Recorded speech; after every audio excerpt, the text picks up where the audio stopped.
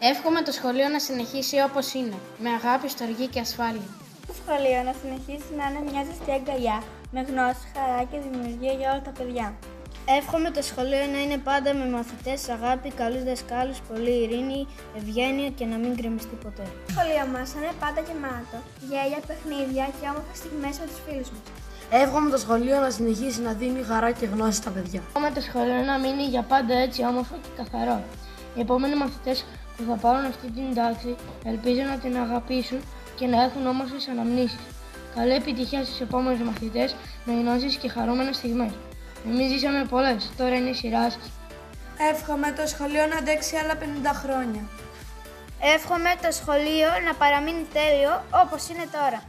Εύχομαι για τα επόμενα 50 χρόνια του σχολείου να βοηθάει και να προσφέρει γνώση στα παιδιά. Να είναι όλοι καλά, να μην γκρεμιστεί τίποτα. Να μην υπάρχουν κακοί δάσκαλοι και όχι bullying. Εύχομαι το σχολείο μας να είναι γεμάτο χαρά και παιδιά.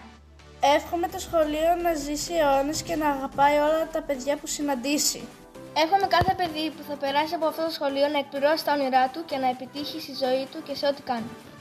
Εύχομαι το σχολείο να μην γκρεμιστεί ποτέ και να συνεχίζει να έχει δασκάλους που θα είναι πάντα δίπλα στους μαθητές. Εύχομαι το σχολείο στο μέλλον να βοηθά κάθε παιδί να πετυχαίνει τα όνειρά του. Εύχομαι το σχολείο μου στο μέλλον να έχει περισσότερα παιδιά και να είναι όλοι καλά.